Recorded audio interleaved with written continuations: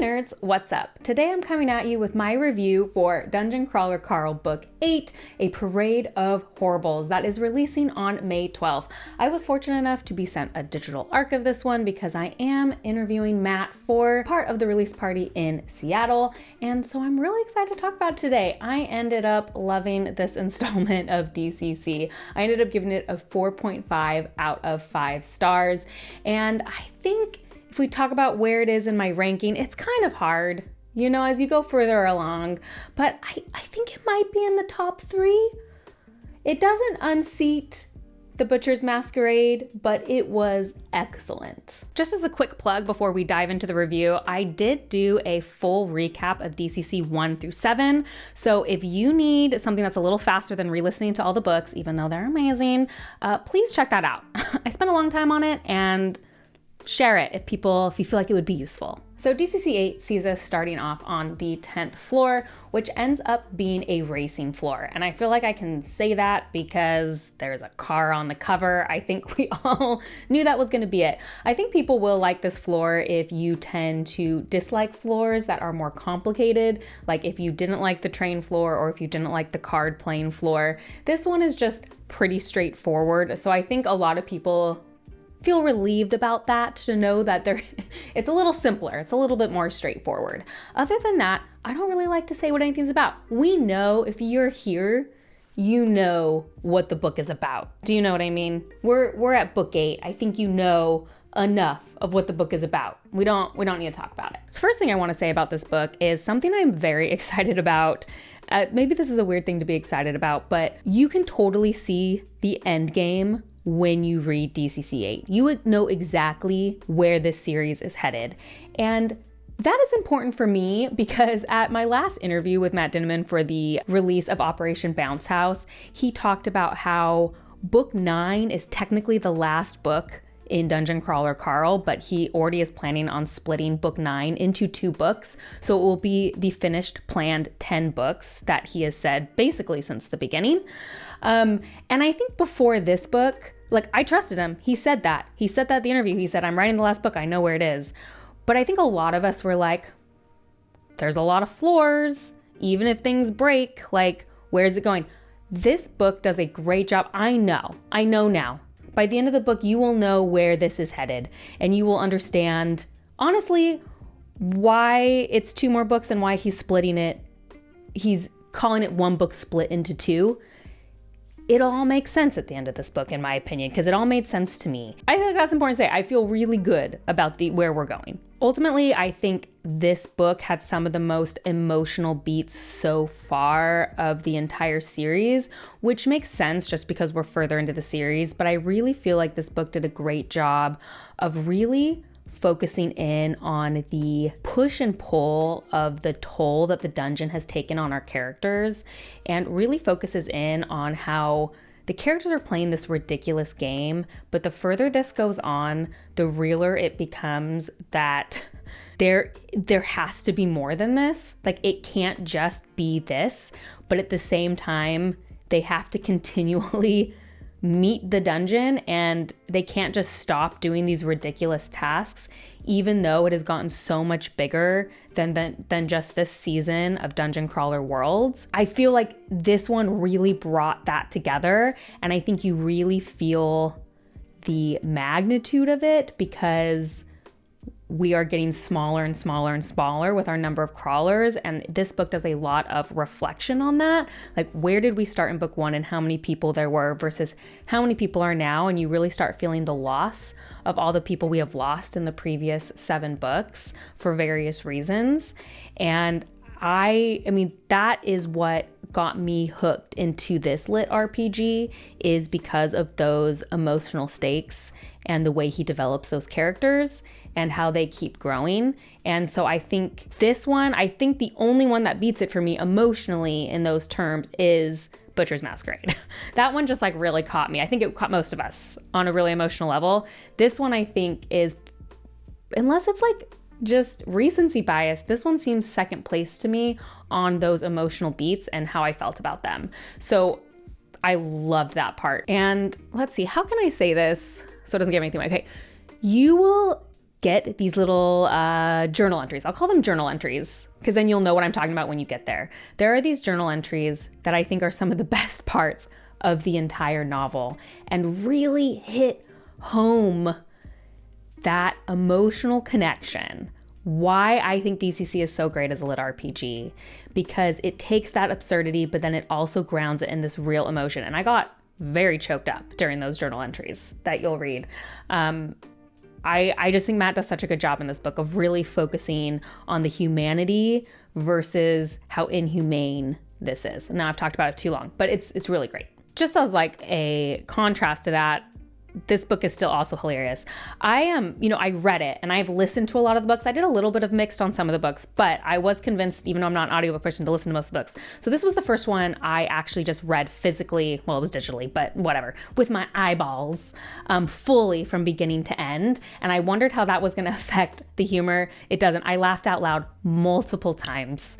I actually had a point where I messaged somebody and was like, why is Matt so funny? Like, everything he does is so funny. So it is still like, yes, the emotional stakes are really high, but it's just as funny as every other book. I did heavily feel the absence of the character that left us at the end of the last book. I guess if you're here, you've probably read that, but just in case. I really felt their absence, and I will say, but it wasn't in a bad way. It wasn't like, oh, I felt their absence, so it wasn't as good. It was like, I felt their absence, and it really showed me how that character had affected Carl and Donut in particular. And it also made me just really hope that that's not the last we see of them. I realized, like, in this novel, I really hope we get closure on that. So I'm really curious to hear other people's thoughts on that. I would say the only thing that didn't really hit for me in this novel is one part of the plot point that is becoming important for the bigger picture has a lot to do with the gods and things that are happening with the gods in this novel. And some of the explanations of this, I'm just not entirely sure I understand it still. And this was like, oh no, I was reading with my eyes. It wasn't just because this was audio, because sometimes, maybe I blame that because I'm not a huge audiobook listener. But no, I was reading over and over again, and it's just a little esoteric for me right now. I just don't think I quite understand it. Generally with these books, if I just go with the flow, eventually it makes sense to me. But I will say, like, some of the explanations about what's going on with the gods, I was like, I don't know if I'm fully understanding. I don't know if I'm really here. I just gotta hope that eventually it makes more sense. So I think that took it down a little bit, because there was definitely several parts where they're trying to explain that, and it wasn't fully there for me. I'd love to hear people's opinions on that as well. While I was reading, I also had this thought, and I wanna say that this is not a spoilery thought. This is not a thought I had at the end. This is a thought I had like while reading the beginning of the novel. So I don't want you guys to think that this has any bearing on what the ending is. It's just something I started thinking about almost immediately when I started reading book 8. There's not really a way that this series can end happy. I feel like we've gotten to this point that what would a happy ending look like for our characters?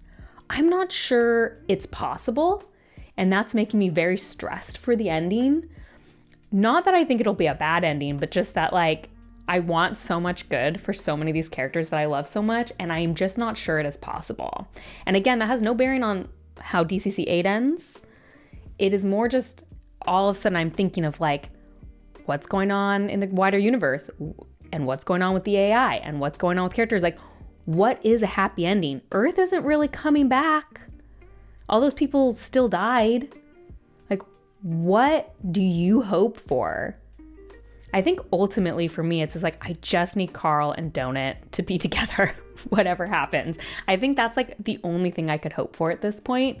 Of those of you who have read his other works, I know some of it's pretty brutal and it's done. I'd love to hear how did he handle those endings? I'm thinking of Project Bounce House and how he handled that ending, and I won't say anything about that.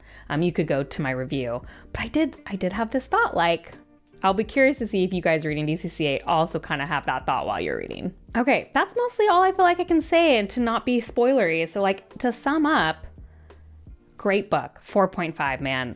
Amazing, hilarious, super emotional, very fun level. A little easier, I think, to understand the mechanics of if you don't like some of the more complicated ones.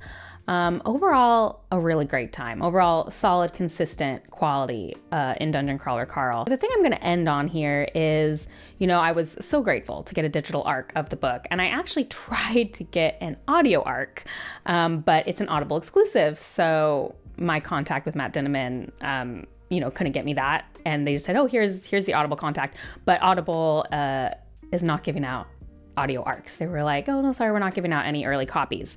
So I was like, okay, that's fine, I'll just read it. But I read it because I'm a reviewer, and I obviously need to read it before this release event with Matt. And as a reviewer, generally we're supposed to give reviews before a book comes out. Like, that's generally how this works. So that's why I do that for new releases. But I did have a thought while reading this. It was like, I missed it being an audio. And I cannot believe those words are coming out of my mouth because I am just not an audiobook person. I don't know if it's because I got to see Jeff Hayes live read some of DCC 8 at Dragonsteel Nexus. Come on! He sees us! Donut shouted, pointing from my shoulder at the massive kangaroo. Babies! Prison Pocket, the demon kangaroo said, stretching up on his legs. Come here, little babies! Let me put you in my warm safe. The most hilarious panel I've ever been in, hands down. I literally was crying tears of laughter. And so when I got to that part in the book, like, all I could hear was Jeff's voice saying it and how funny his inflection was. And it made that scene so much better. I don't think that scene would have been as funny. I mean, it was still a hilarious scene. Again, I laughed out loud in the novel without his voice, but there were just some parts I remember thinking, like, I feel like if Jeff Hayes was reading this, it would be even that much better. Or I'd be like, I wonder how he interpreted this, or clearly Matt's trying to mess with him with this accent, and how did he do that? And so I'm like, I don't know if it's worth it for me to read, DCC 9 Part 1 physically. I think I'm in the future might just wait until release date and then binge it and do a review after the fact, which, like, whatever. It was one of those moments where you're like, do I want to put my professional, in heavy quotes, reviewing first, or do I want to put my experience first? And as like a lifelong reader, I do have this push and pull sometimes with my channel where, like, yeah, I think I would rather just put my reading first. Yeah, it was just kind of an interesting experience. Obviously, I can just re-listen to DCC 8, reread it and listen once it's out. But I did have that thought, like, yeah, I think this is like the one series that I might just want to wait and listen to it because that experience is so great. So you guys didn't really need to know that, but there you go. Please let me know how excited you are for Dungeon Crawler Carl. I cannot. Tell me how excited you are for DCC 8. If you happen to get an early copy, I know his patrons all get early copies. Talk to me in the comments. Let's do some stuff. I would just ask that you put a spoiler warning if your comment is going to have spoilers so people can know to skip your comments. Let's discuss it. I'm excited. This is making me nervous and very excited for the rest of this series. And, again, at that Operation Bounce House, did I say Project Bounce House this whole time? I hope not. I always say that. At the Operation Bounce House release event, he talked about that he is writing book 9 right now. So we are in the end game. And it's nerve-wracking and exciting. So, yep, if you like these kind of videos, please like and subscribe. That is the best way to support me. And if you want to see what I'm currently reading, as well as other nerdy rants, you can check me out on Instagram at bookborn.reviews. I'll see you next time. Bye.